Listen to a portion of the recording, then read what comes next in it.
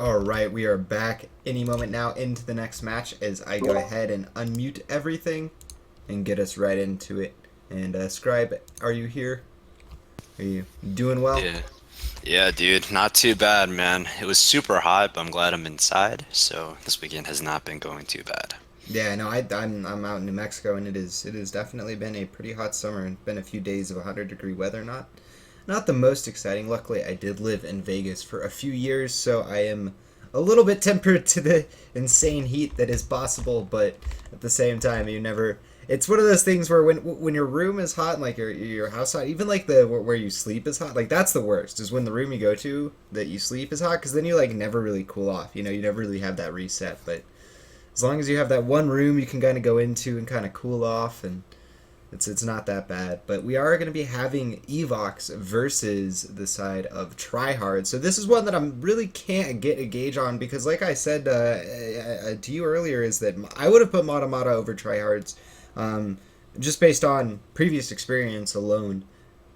But that's not the case here. We have Tryhard. They were able to take it and decently convincingly so. I mean, they weren't even able to really finish the map, if I recall correctly. Yeah, they weren't able to finish the map. It was very close. They ended up losing in overtime to a bot by Lucio. Yeah, I mean, that's kind of unfortunate here. We don't have a great read, but at the same time, Evox is a little bit more of a known quantity where we saw them last week, and obviously they did reasonably well. I'm definitely very excited overall about kind of this new matchup because I really want to see more Drodo. I think official can do a lot more, and I think I was just so pumped to see these teams just try to come out of like the woodwork, proverbial woodwork, but basically some of these unknown teams taking out known quantities and being able to show themselves off, which is exactly what we have going on here. So hopefully we'll see a different map. I mean, Kings Row is obviously very exciting. I think it's definitely one of the maps a lot of the teams need to learn. It's one of those staple maps. But at the same time, I'm very excited to see exactly, if they can pull off another upset on Kings Row. Yeah, and at the same time, I think it's another thing that's really I like to talk about is it is a younger scene in pretty much every respect. I mean, even if you go back to the closed beta teams, I mean, I come from primarily a Dota background. I mean, Dota's been around for way too long at this point, going all the way back to its original inception days, I guess if you want to look at it that way. But you go to other ones, you go to StarCraft.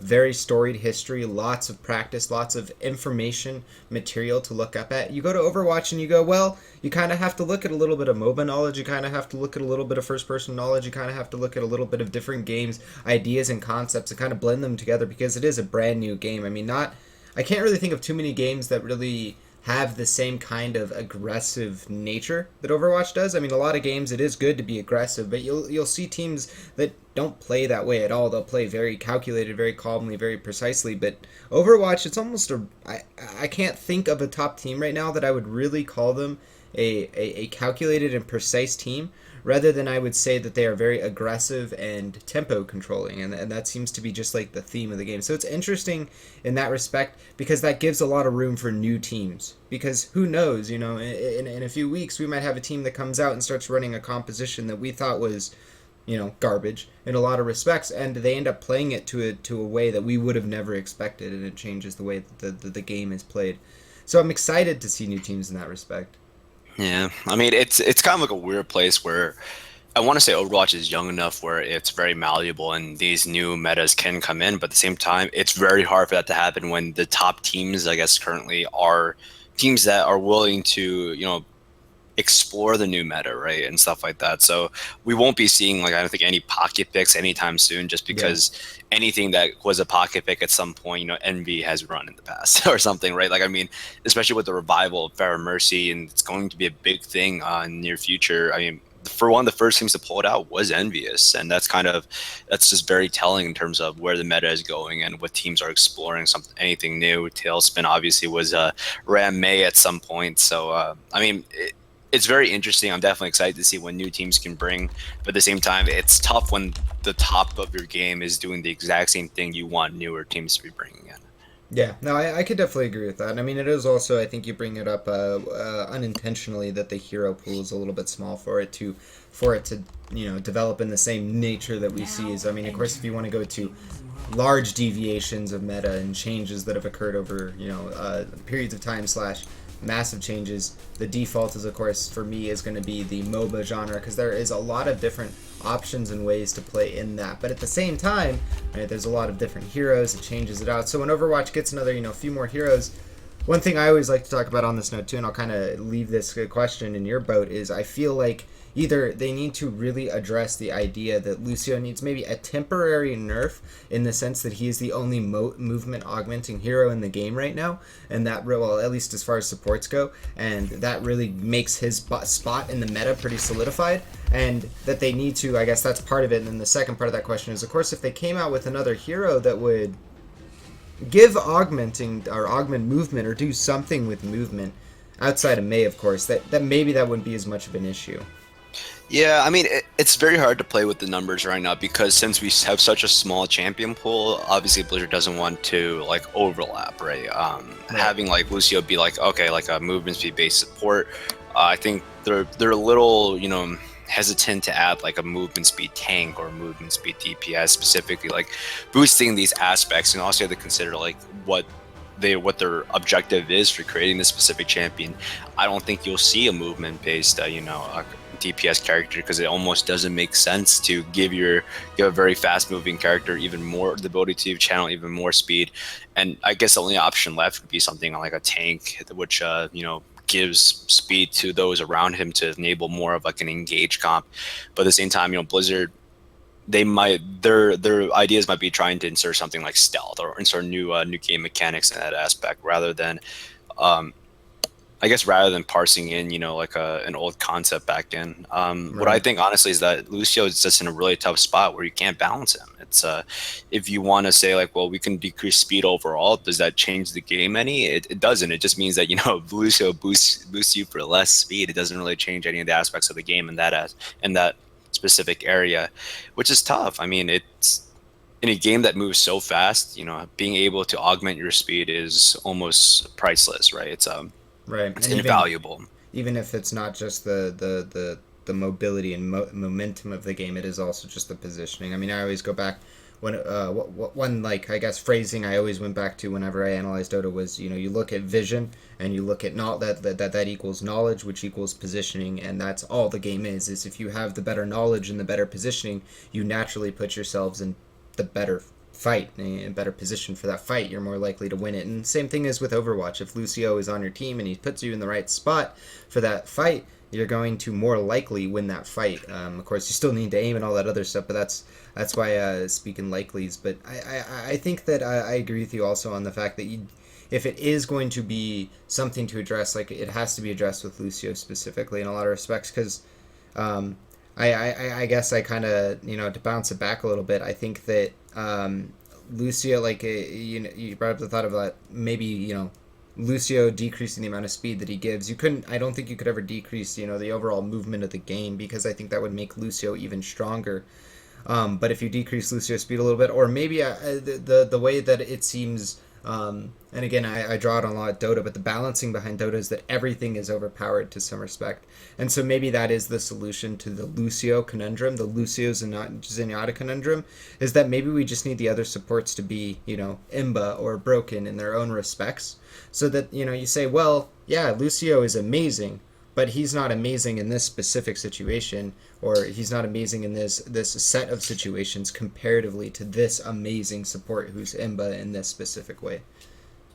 Yeah, I mean it's tough because I agree. Like the Dota aspect is, I think Dota balancing. I actually really like the way Dota balances its characters, where they do it more so in a way which makes each character fun and so willing to play. But I really don't like if they go in the direction of League of Legends, which I honestly don't like the way the League balances, just because what they do is they basically nerf something. If it's broken, they just nerf it to the point where it's not fun to play anymore, and all of a sudden, like, you realize, well, something else is overpowered now, and they continuously nerf it down, and it's not fun. It's like, I don't know what to say, but like the difference between Dota and League of Legends is Dota, you can explode right out of the gate, and minute 5 minute to minute 10, like, sure, it's like it's a slower moving game in general, but something can happen. You can grab kills, you can grab a gank mid lane, Whereas in League of Legends, nothing happens for 20 minutes. Yeah, and I will say it is definitely some good signs for Blizzard as far as that goes towards the idea of balancing up the game rather than balancing down the game, because they did, of course, majorly nerf McCree coming out of the launch of the game, but then we go into the second patch, and yeah, they kind of nerfed McCree a little bit, and they nerfed Soldier a little bit, but they also buffed McCree. I mean, they definitely... They said we want to make him stronger in a certain respect and make him weaker in respects that he shouldn't be strong in, and I really like that. So definitely some good signs there. I'm excited, honestly, on that note. I mean, that's definitely something to leave on. I'm excited for the next set of balances and changes because I feel like, of course, Zenyatta has been mentioned, but I just feel like this game is very, very close at the current point it is to being a point where we see more than 13 or more than the, I guess the common 8.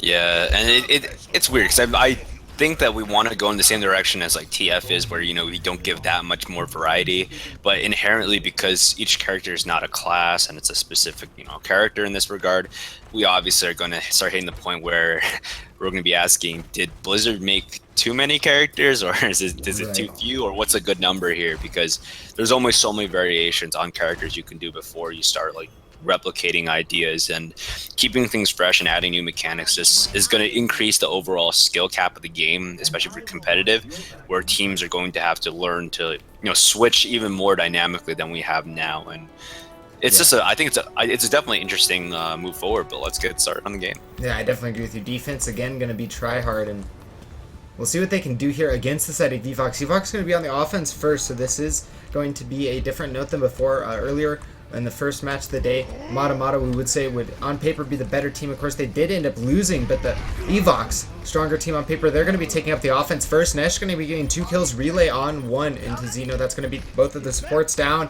They're down to only basically Zibblers. He's basically going to have to fight it out alone in Wraith form, just contesting, and that is going to be the point taken.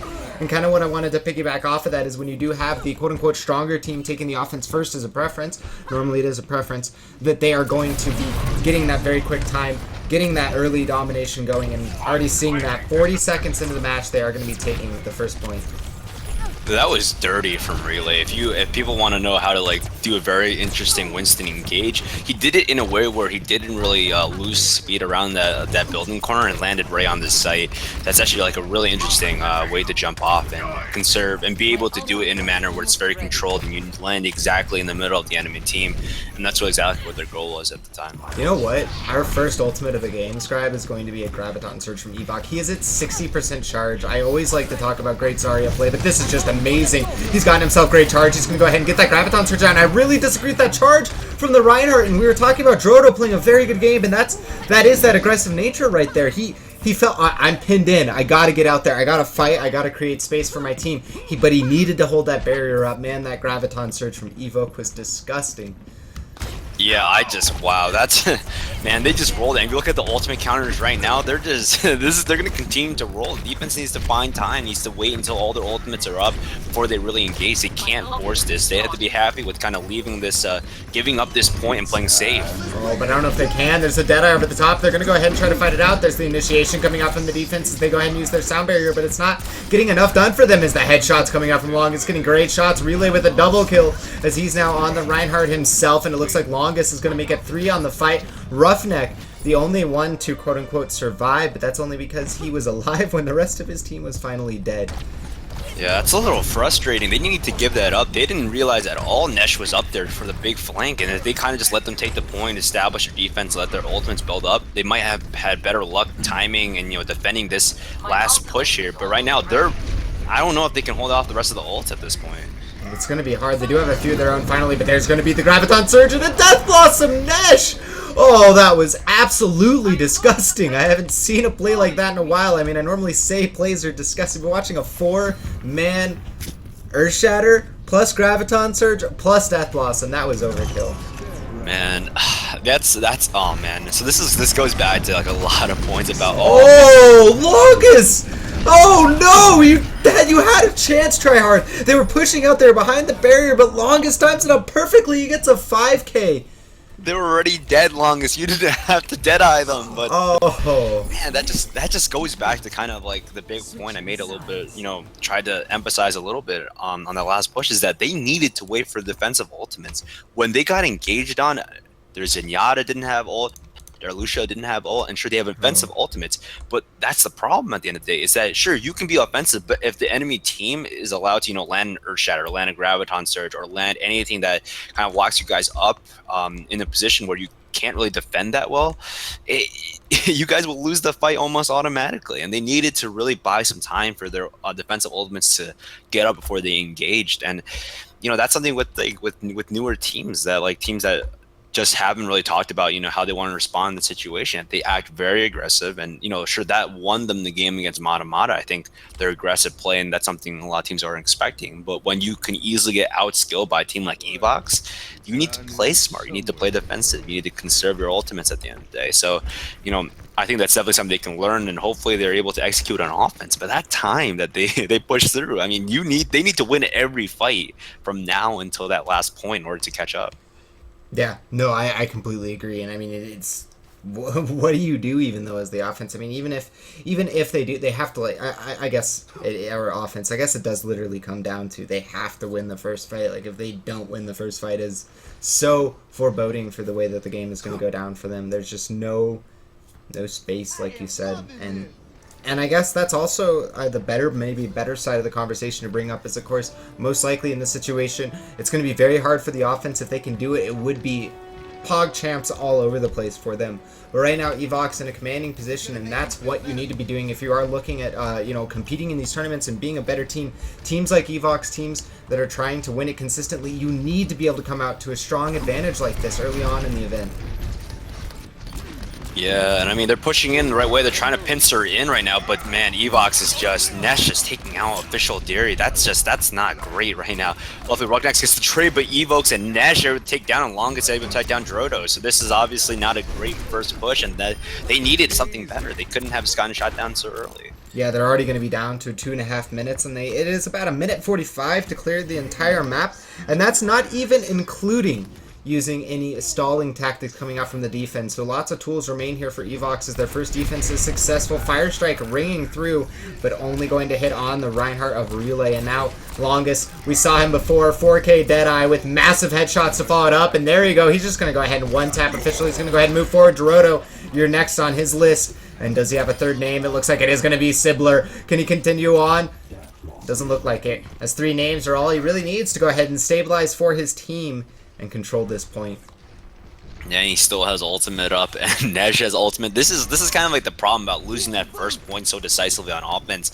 You just don't build up your ultimate stuff. They wanted the Genji to come in and clear very early on, and he still doesn't have ult right now. It's just not good when you're... Oh, Nesh, that Death Blossom I was watching over at Longest as he ended up getting taken out, but then I saw in the background that Reaper flanking around, using that great positioning, getting an absolutely huge Death Blossom. And that is going to go ahead and stall up that push. And they are running very slim on time. At this point, they are going to be playing for a matter of pride. In a lot of ways, you don't want to have a full hold against a team of Evoks. You want to be able to say, we took the first point, so they're going to go ahead and now relay that position. Crouching Tiger, hidden Reinhardt, charging through the back, going to clean up 2 more heroes as he pushes forward. And this is just not at all what the offense needed to see. They're going to go ahead and try to turn around as Sibler does have that Dragon Blade, and he is doing a lot of work, making a ton of work. Make it all of the work as 5 heroes go down to his blade, and they're going to end up taking the point. Now, there's not enough time left on the map scribe for them to take it, but nonetheless, that play coming out of Sibler, if they would have had that off the bat, now, of course, you can't just come out of the spawn with a Dragon Blade, but still, that was some great Genji play. And you can kind of see exactly where their gameplay was on Sibler. Was once you get the Dragon Blade, you can clear out that backline very easily, and they're running Zenyatta. They're trying to play very aggressive, and that's how you can win the game. But the thing is, when Sibler dies, like in the first push, you can't build the ultimate up, and that's a great Graviton Surge. Luckily, drop the beat in response to mitigate a lot of the opening damage. Nesh takes it down. Another offensive, defensive Graviton Surge as well. Man, this is a lot of ultimates to be popping, but they just don't have enough time. They had to push through a lot harder than what they have right now. Yeah, no, it is going to be very hard for them to even get to the second point before the timer ends up running out. They only have a few seconds remaining, and it looks like that is going to be the end of the time here now. Wow, this is this is unfortunate. You look at them, you see them like gaining momentum right now, but it's a little rough. It kind of sucks because that's why you bring the Genji. You need him to stay alive in the first, 4 or 5 minutes of the game. You can't just let him die very early on. And Well, Long Miss Evoks. goes for the go for the Deadeye. You know, that's fine. All he needs to do is zone them out. Wow, and a great ultimate by Nesh from the backline, really clearing up everyone else. Official going to go ahead and get himself a double kill, though. Will buy them a little bit, but not enough. Like you said, you were wanting to see Official do a lot, but I don't think he has really made that kind of impact that we were hoping that he would end up doing. And I mean, to kind of give a contrast, Longest this match has been absolutely devastating for the side of Tryhards. They have not been able to get shut him down, and his Deadeyes have done absolutely huge amounts of damage, and Xeon ends up going down there, or Neon ends up going down there as eats a Fire Strike. Yeah, this is. I mean, I think the game is basically over, and they're playing it out for the rest of this for pride. But it's a lot of things you can take away from this game. It's basically, you know, on that first push on offense, you have to plan that out very well, and that might be some, you know, some next level like stratting and basically being very cognizant about strategic who dies and who do you want to keep alive in that situation. Because let's say Sebler doesn't die on that first push and, you know, is able to generate ultimate charge and is able to kite away and just play very safe and gets to 70, you know, maybe maybe a minute later than he's expecting, that could be the end of the fight. And right now, great transcendence from Vaneless mitigates a decent amount of damage, and then leaving Relay alone 1v3, and he's still alive somehow, which is very surprising. And it's coming down to this small clash at the end. Nesh will end up cleaning up the remaining members as they did lose a few. It was down to a 3v3, but then or a 3v4, and then it just kind of snowballed from there. But I have to definitely echo off the back of your point. That is something that's worth noting when you look at this game. Something, a thought that's been coming to my head is you look at the different compositions you can run. When you run Genji, you are naturally running a composition that is never built to win the first fight per se, but is built to win the second fight. Because Genji, yeah, he can get picks on the supports, but most of the time Genji is going to have his impact post Dragon Blade. So if you're going to have a short time, maybe not consider playing Genji. But Graviton Surge going to be going out as Nesh gets himself a 6K. It's just going to top. This has just been the story of Nesh and Longest trying to top each other play after play, as both of them have had huge ones. But finally, it looks like Nesh is going to go ahead and take the cake there with a 6K. Of course, though, I have to. Zarya, fully responsible in a lot of ways. I feel like right now in the competitive scene, we give way too much credit to those DPS characters. Graviton Surge did set that up. Yeah, great engage in your back line. Sebler, this is why you like having Genji on your team. That insta clear in your backline, the fact that you can kill someone, reset instantaneously, and make it so hard for the backline to track you is just, it's so strong right now. But the problem is it takes so long to build up, and you know, that's why I think a lot of teams are starting to look at Tracer as another substitute for this. Is like Tracer won't be able to give you that instant clear that maybe Genji is, but because she's so mobile and she doesn't require that like a long time build up to her ultimate to be effective, I think she's actually a pretty good option for teams who are looking for, who have a really good flank player and are looking to basically, you know, have a very strong showing on the first point. So hopefully, you know, we'll see some more Tracer in the future. But obviously, you know, Genji, you can't say anything bad about Genji. Genji's been doing amazing so far. They ended up finding out some burn in that top room over there, and that's going to be a stagger onto the Lucio death. So it is going to be hard here for the offense to go ahead and convert. I thought they were going to be able to, and we're going to be moving on to the final point, but it looks like it's still going to come down to this fight. Longest is able to take out Drodo, and now they're going to be down critical members. It looks like Roughneck's going to come follow up next. It looks like it's Neon in a position where he's getting a fair bit of damage done, but he's going to go ahead and Eternal Shatter. His team as well going to end up going down, and Drodo, well, he is alive, but he's all the way back at the spawn. And that's something that I definitely have to agree with you there. You know, definitely a little bit of a eureka moment there. We've been seeing a ton of Tracer, to say the least, especially in the Overwatch Open in this last week, and that's probably one of the primary driving reasons. I mean, at the end of the day, that is your problem with Genji. I mean, we saw it here big time. Genji just takes forever. Yeah, he has that instant clear. I'm not sure how Longest got the... That was an insane Deadeye, don't get me wrong, but I'm pretty sure that 6K Death Blossom, according to the Salt threads, should have been the one that ended up getting it, because it got more players when you pressed one button. Therefore, it's a better play of the game, right? That's what the Salt threads. 100%. I think it was because that last left click that got him the play of the game over the Death Blossom. Shows a little more mechanical skill. Yeah, and also, yeah. I mean, we can talk about this a lot about, you know, like Tracer versus Genji at the end of the day, and that's something I talk a lot about with my team. Just, you know, when I go and look at tape, I'm saying, you know, we have a great Genji player on our team, but the big I guess thing to consider in some of these compositions is, are we okay waiting for that Genji to build up ultimate, right? And let's say the Genji can't capitalize on his ultimate. Let's say, Right, that's even great Zarya worse. shields, yeah, Transcendence, great Zarya shields on the defense. All of a sudden, you're kind of in a position where you just blew like maybe 2 minutes, 3 minutes generating that ultimate. Now it's another 3 minutes on the clock, and you haven't really pushed through. Is there a time where you say, I'm sticking with this Genji, I know exactly what the Genji can do? Or do you switch over to Tracer and specifically say, well, my ultimate's not going to be as game changing, but what my ultimate's going to be able to do is, one, to burst through Transcendence, and also the fact I can be survivable in the back line and be that hardcore flanker. That might be enough, and that might be something that a lot of teams start consider.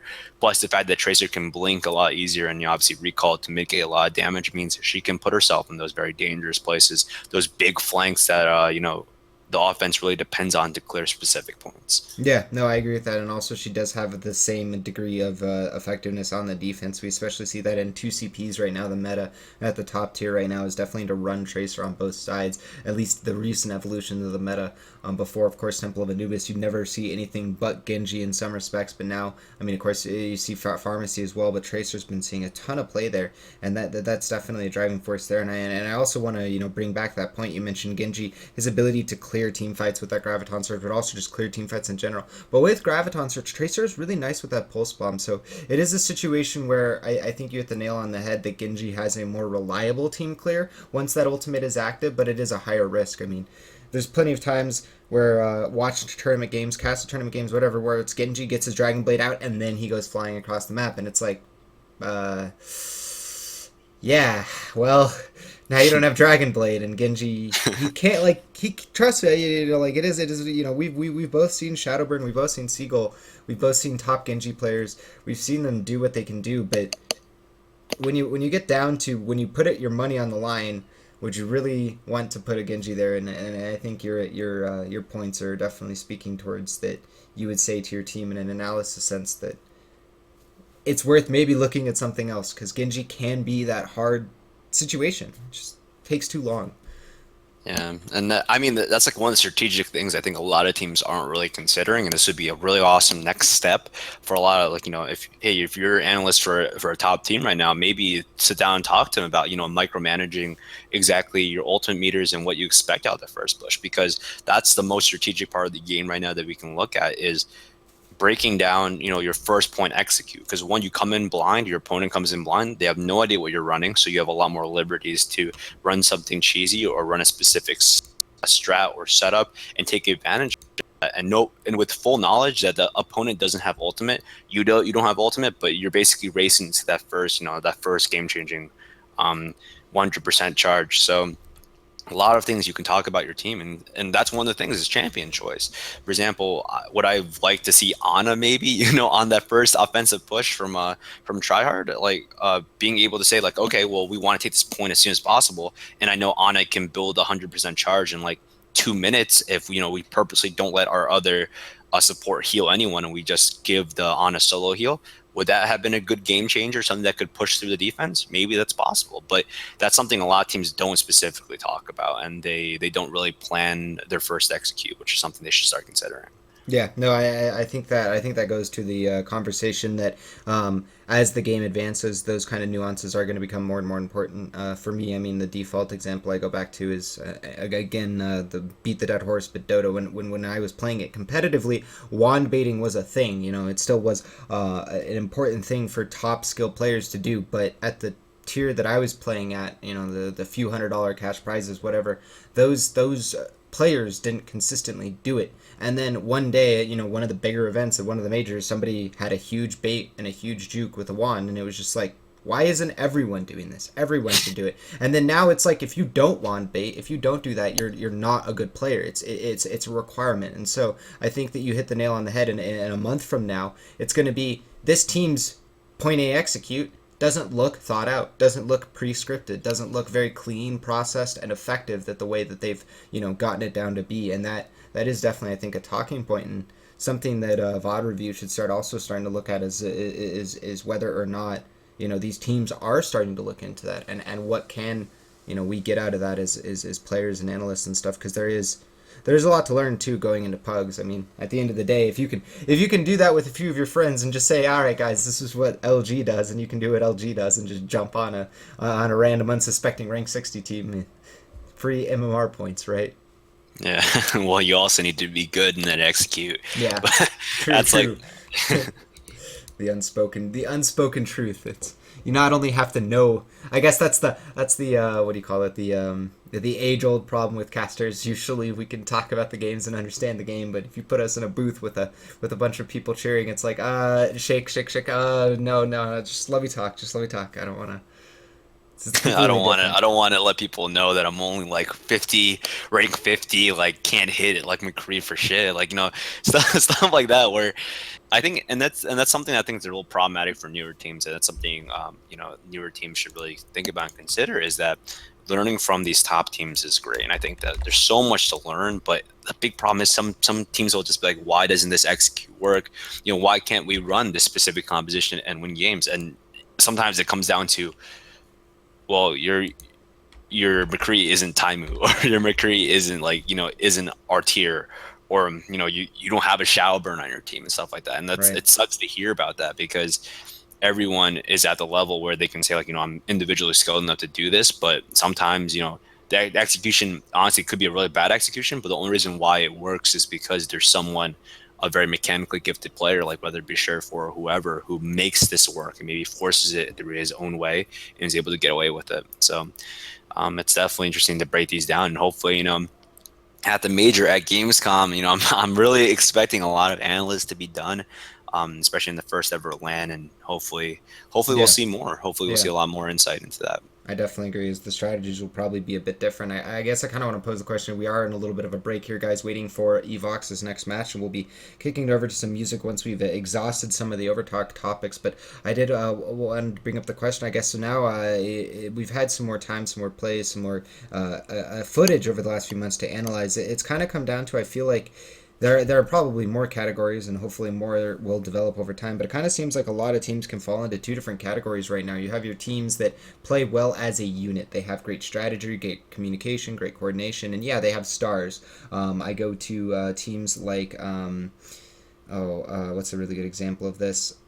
There aren't too many that are actually that great of an example of this. Back, I would honestly say a team like Oh No. Of course, now they're a little bit in a different spot as Fact Fiction and Raucous have moved over to Immortals. But there are teams that don't necessarily have your IDD QD, your time or your tailspin, like you say. But they have extremely good teamwork. They have extremely good coordination, and they rely on a unit to be able to take out the opposition. But then you have your other side of the coin, where I think, of course, again, I don't at all want it to be like, well, Fnatic sucks at teamwork, but Fnatic has IDDQD, and they play and they enable IDDQD. It's like you have a team playing as a team, not in, and then a team playing to enable a player. And again, I don't want that to be a